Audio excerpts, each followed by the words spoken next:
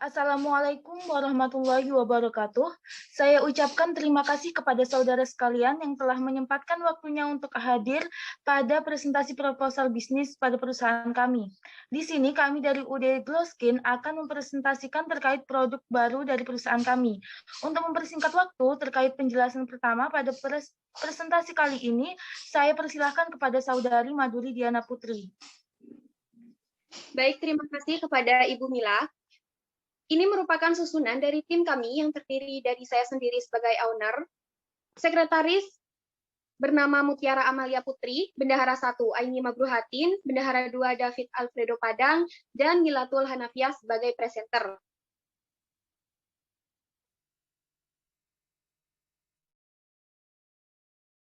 Kami yang pertama terkenal dengan kualitas produk dengan bahan alami, yang kedua terbaik dalam pelayanan pemesanan produk, yang ketiga terkemuka di seluruh wilayah Indonesia.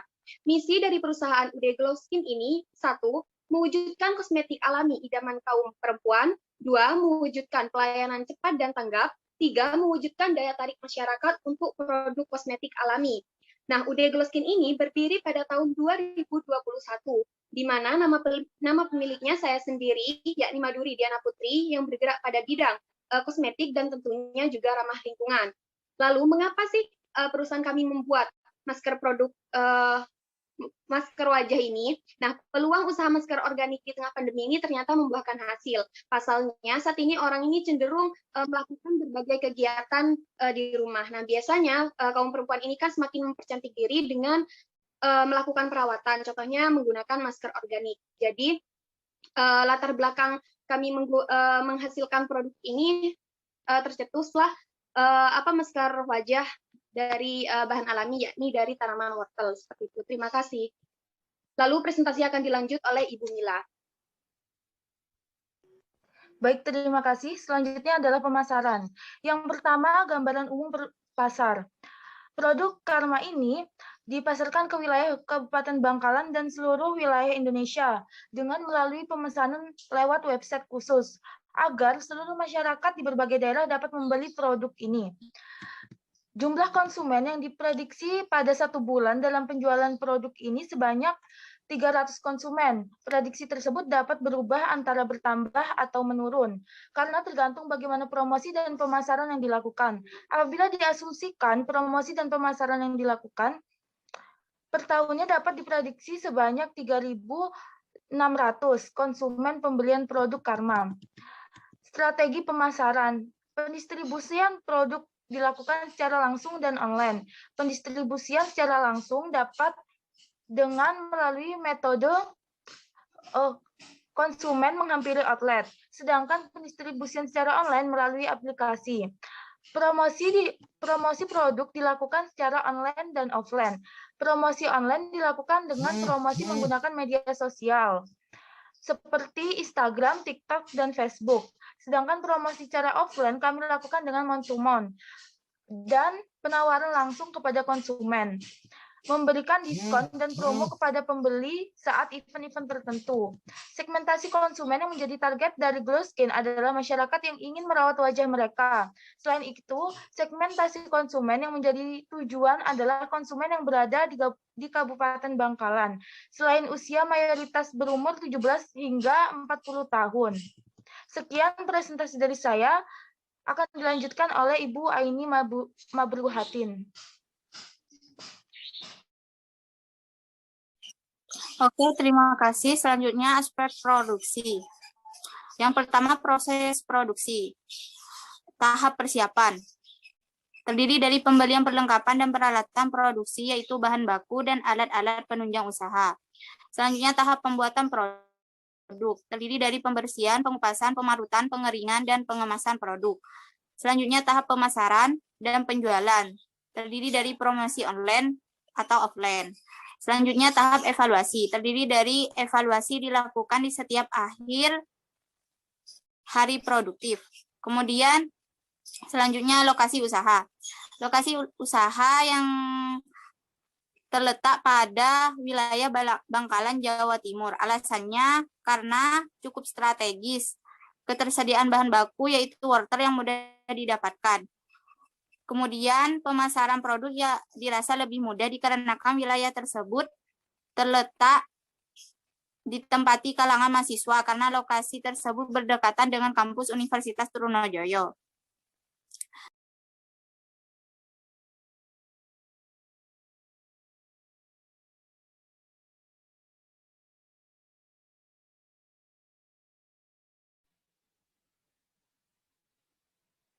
Baik, selanjutnya mengenai aspek organisasi dan sumber daya manusia. Dalam perusahaan kami, struktur organisasi terdiri dari pemilik, yakni Maduri Dana Putri, Ketua Divisi Mutiara Amalia Putri, Divisi Pengadaan Tasya Stefani, Divisi Produksi Melatul Hanafiah, Divisi Pemasaran David Alfredo Padang, dan Divisi Keuangan Aini Maburhatin. Untuk perizinan, perusahaan kami telah memiliki surat izin tempat usaha, surat izin usaha perdagangan, NPWP atau nomor pokok wajib pajak, BPOM, dan tanda daftar perusahaan. Selanjutnya untuk analisis pengembangan sumber daya manusia dalam perusahaan kami bertujuan untuk mengembangkan keahlian soft skill dan hard skill setiap karyawannya. Pelatihannya itu dilakukan antara lain yang pertama skill training atau pelatihan keahlian untuk meningkatkan pengetahuan dan keterampilan yang dimiliki oleh karyawan. Yang kedua, tim training atau pelatihan tim untuk membentuk kelompok tim agar mereka dapat bekerja sama dan berkoordinasi. Yang ketiga, teknologi training untuk dilakukan untuk meningkatkan produktivitas, keahlian, dan keterampilan karyawan terhadap penggunaan teknologi, agar karyawan dapat mengeluarkan gagasan atau ide-ide karyawan untuk pembangunan usaha yang lebih baik. Yang terakhir, pemberian apresiasi kepada karyawan yang memiliki prestasi kerja untuk mengembangkan motivasi dan semangat karyawan. Baik, selanjutnya dijelaskan oleh Bapak David.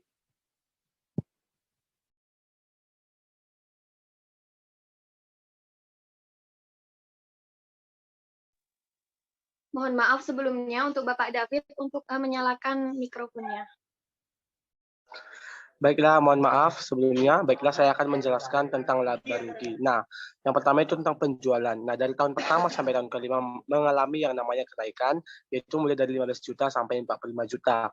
Nah, yang kedua itu biaya pokok produksi. Dari tahun pertama sampai tahun kelima juga mengalami kenaikan, namun tidak terlalu besar, yaitu dari 64.320.000 sampai 69.520.000. Nah, slide selanjutnya yaitu total biaya usaha. Nah, jadi total biaya usaha ini dapat kita ketahui bahwa dari tahun pertama sampai tahun kelima itu memiliki biaya yang tetap, yaitu 129 juta.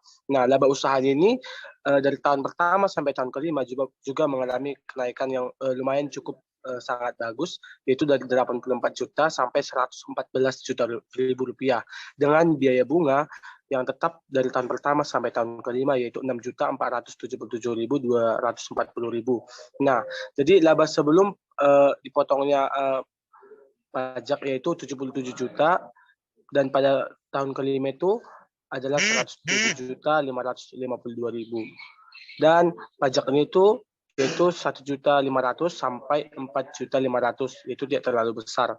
Nah, yang kedua adalah, yang terakhir adalah laba bersihnya yaitu yang dapat diperoleh adalah tahun pertama yaitu 76 juta dan sampai tahun yang kelima adalah 103 juta. Nah, dapat kita lihat bahwa net benefit cost ratio itu adalah 2,57, yang berarti bahwa ini sangat baik usahanya untuk dikembangkan. Yang kedua itu adalah payback periode. Kita peroleh 2,05 dan break even point-nya adalah 45 juta yang akan diperoleh pada tahun yang kelima. Terima kasih. Saya serahkan kembali kepada presenter. Baik, terima kasih atas presentasi dari rekan-rekan. Untuk selanjutnya yaitu sesi tanya jawab. Kepada rekan-rekan mitra dipersilahkan jika ada pertanyaan.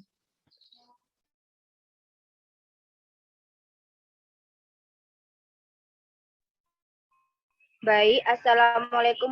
Izin bertanya kepada Anda. Apakah benar bisnis masker yang Anda miliki ini tidak berbahaya bagi kesehatan? Lalu, apakah yang pihak kesehatan dapat lakukan untuk ikut berkontribusi dalam bisnis Anda ini? Terima kasih. Baik, saya akan menjawab pertanyaan dari Silvi Kotrunada sebagai pihak kesehatan Kabupaten Bangkalan. Benar, masker yang kami jual tidak berbahaya bagi kesehatan, karena masker kami telah telah lulus uji lab dan telah memiliki izin BPOM.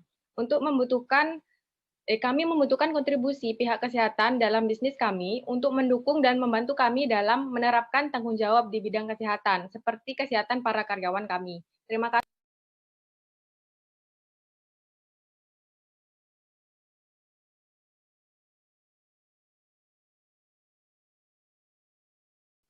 Baik, pertanyaan selanjutnya.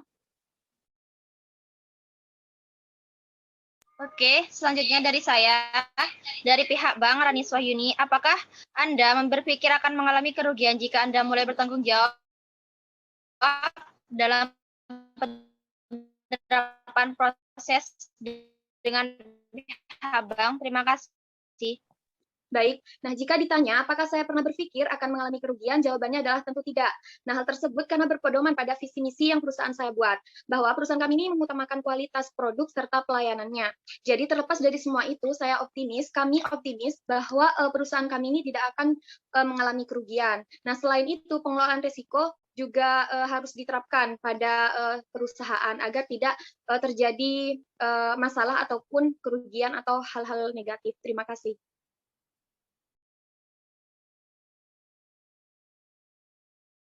Baik, pertanyaan selanjutnya.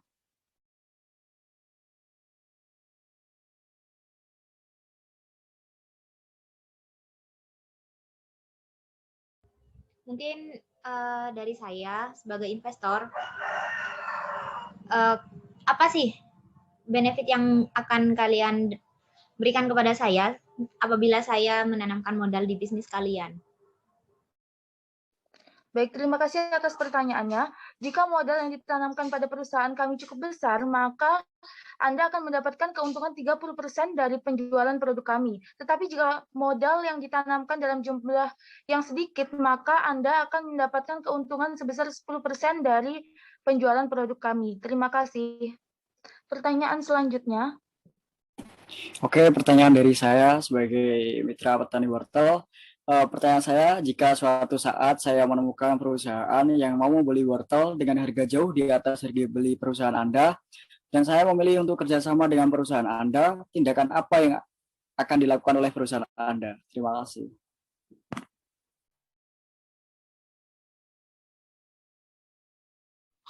Baik, terima kasih atas pertanyaannya. Tindakan yang akan saya lakukan, pertama, saya akan mencantumkan bahan yaitu wortel dari Bapak di kemasan produk saya, sehingga mempermudah produksi wortel Bapak untuk dikenal. Kemudian, saya akan memberikan harga lebih tinggi dari harga yang saya tawarkan sebelumnya, tetapi dengan syarat Bapak memberikan wortel yang berkualitas terhadap perusahaan saya. Terima kasih. Baik, pertanyaan selanjutnya. Baik, terima kasih. Di sini saya dari pihak Alfamart ingin menanyakan, jika perusahaan kalian ingin memasarkan produk masker organik tersebut ke retail Alfamart, apakah kalian yakin produk tersebut mampu menyaingi produk masker wajah lainnya? Dan apa keunggulan dari produk kalian dibandingkan dengan produk masker wajah lainnya yang dijual di Alfamart? Terima kasih. Baiklah, saya akan menjawab pertanyaannya. Terima kasih kepada Ibu Suci. Nah, kalau masalah juga halal, nah pastinya itu merupakan satu tinjauan kami untuk kami mencanangkan produk kami ini untuk dipasarkan di Alfamart juga. Nah, dengan keunggulannya juga, keunggulan produk kami ini bisa dari harga dan juga dari bahan-bahan yang terkandung pada produk kami ini. Seperti yang kita ketahui, produk kami ini adalah suatu produk organik yang memiliki campuran yang alami juga, yaitu madu. Nah, jadi ini merupakan salah satu daya tarik untuk membuat produk kami ini menjadi suatu ikon yang sangat laris di Alfamart juga, Bu. Baik, apakah masih ada pertanyaan lagi?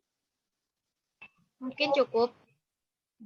Baik, bila tidak ada pertanyaan, sekian presentasi dari perusahaan kami terkait tanda tangan kontrak, penyerahan dokumen, dan sebagainya akan kami hubungi lebih lanjut. Sekali lagi, saya ucapkan terima kasih kepada seluruh rekan yang hadir hari ini. Kami berharap kerjasama kali ini akan berjalan dengan lancar. Kurang lebihnya mohon maaf. Wassalamualaikum warahmatullahi wabarakatuh. Waalaikumsalam warahmatullahi wabarakatuh.